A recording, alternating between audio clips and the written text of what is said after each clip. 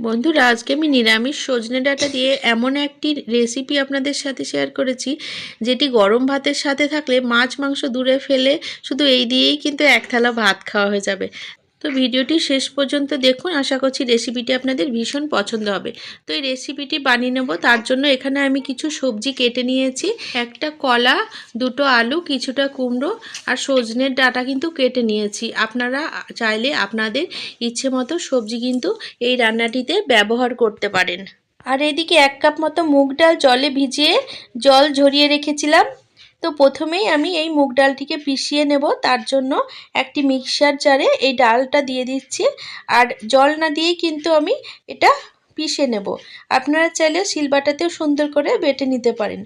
বন্ধুরা, আমি কিন্তু এখানে আমার পছন্দ মতো সবজি এই রান্নায় ব্যবহার করেছি। আপনারা চাইলে আপনাদের পছন্দ মতো সবজিও কিন্তু রান্নাটিতে দিতে পারেন। তো এখানে এই ডাল বাটার মধ্যে 1/2 চামচ হলুদ আর পরিমাণ মতো লবণ দিয়ে ভালো করে ডাল বাটাটা মেখে নেব। খুব সুন্দর করে ফেটিয়ে নিতে হবে ডাল বাটাটা, আর কিছুক্ষণ সময় নিয়ে কিন্তু মিশিয়ে নিতে হবে। তাহলে রান্নার পরে এগুলো খেতে ভীষণই সুন্দর হবে। বন্ধুরা, আমি কিন্তু এখানে একদম কচি সজনের ডাঁটা নিয়েছি। আপনারা চাইলে যে কোনো সজনের ডাঁটা দিয়ে রেসিপিটি বানিয়ে নিতে পারেন। তো এখানে ডাল একদম ভালো করে মেখে নিয়েছি, এবার সাইডে সরিয়ে রাখলাম। আর এদিকে ওভেনের ওপর কড়াই বসিয়ে 2 টেবিল চামচ মতো সর্ষের তেল দিচ্ছি। তেল গরম করে নিয়েছি। এবার বেটে রাখা ডাল থেকে অল্প অল্প করে নিয়ে এরকম বড়া বা ফুলুরির আকারে ভেজে নেব। বন্ধুরা, আজকের ভিডিওটি আপনারা কে কোথা থেকে দেখছেন সেটি কিন্তু অবশ্যই কমেন্ট বক্সে লিখে জানাবেন। আর ভিডিওটি কিন্তু অবশ্যই শেষ পর্যন্ত দেখবেন, তাহলে রান্নাটি কিভাবে করছি সেটি কিন্তু সম্পূর্ণভাবে বুঝতে পারবেন। আর এখানে আমি কিন্তু মিডিয়াম ফ্লেমে বড়াগুলো ভেজে নিচ্ছি। এক পিঠ কিন্তু লাল রং চলে এসছে। এবার আমি উল্টে দিচ্ছি, অপর পিঠও কিন্তু ভেজে নেব। আর বন্ধুরা, এই বড়াগুলো কিন্তু ভাজতে বেশি সময় লাগে না, অল্প একটু সময়ের মধ্যেই কিন্তু হয়ে যায়। বন্ধুরা, এই সিজনে ডাঁটা খাওয়া কিন্তু আমাদের প্রত্যেকের শরীরের পক্ষে ভীষণ উপকারী।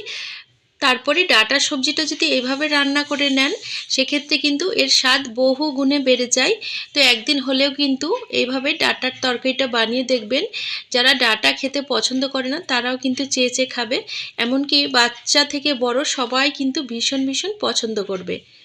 তো এখানে ফুলুরিগুলো ভেজে নিয়েছি, এবার একটি পাত্রে তুলে নিচ্ছি। এবার কড়াতে যে তেল আছে, এই তেলের মধ্যে আবারও 1 টেবিল চামচ মতো সর্ষের তেল দিয়ে দিলাম। তেল খুব ভালো মতো গরম করে নিয়ে এর মধ্যে 1/2 চামচ 5 ফোড়ন দিয়ে দিচ্ছি। তো ফোড়নটা কিন্তু খুব সুন্দর করে ভেজে নিয়েছি। এবার আগে থেকে কেটে রাখা আলুর টুকরোগুলো দিয়ে দিলাম। প্রায় 2 মিনিট আলুগুলোকে ভেজে নেব। তার আগে আলুর মধ্যে কালারের জন্য হলুদ দিয়ে দিচ্ছি আর স্বাদ মতো লবণও দিয়ে দিচ্ছি।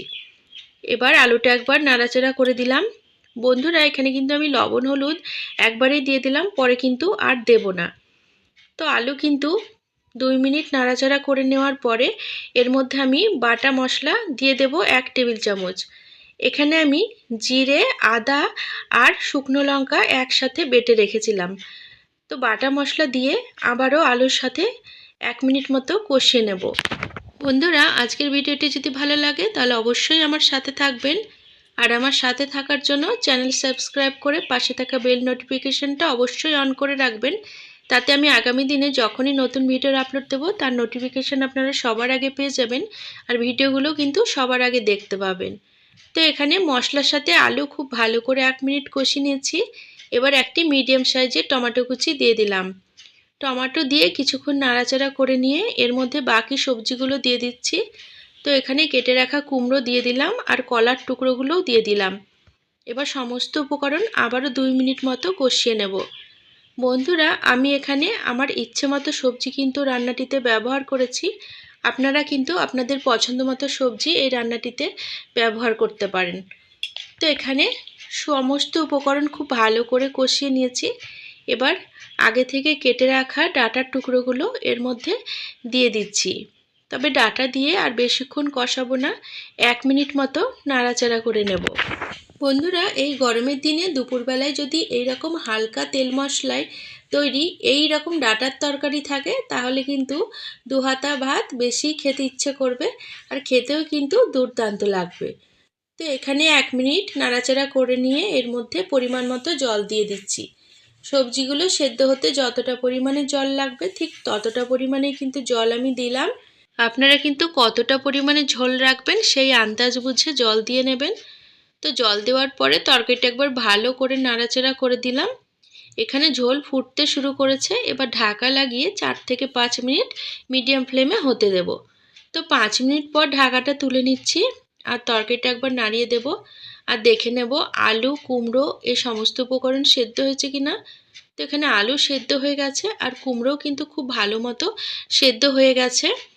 এখন আমি এর মধ্যে আগে থেকে ভেজে রাখা ফুলুরিগুলো ঢেলে দিচ্ছি। তো ফুলুরিগুলো দেওয়ার পরে বন্ধুরা বেশিক্ষণ কিন্তু রান্না করা যাবে না, কারণ বেশিক্ষণ রান্না করলে ফুলুরিগুলি সব ভেঙে যাবে আর তরকারিটা একদম ঘুটে যাবে, খেতে কিন্তু ভালো লাগবে না। তাই নামানোর কিছুক্ষণ আগে ফুলুরিগুলো দিলে এর মধ্যে ঝোলও ভালো মতো ঢুকে যাবে আর ফুলুরিগুলো কিন্তু একদমই ভেঙে যাবে না, তরকারিটা খেতেও বেশ সুস্বাদু লাগবে। তো তরকারিটা নামানোর আগে আমি 1 চামচ মতো ভাজা মশলা দিয়ে দিলাম। এখানে আমি জিরে আর ধনে শুকনো খোলায় ভেজে একসাথে গুঁড়ো করে রেখেছিলাম, সেই বাটা মশলাটা দিয়ে দিলাম। তো তৈরি হয়ে গেল আজকের নিরামিষ সজনে ডাঁটার রেসিপি।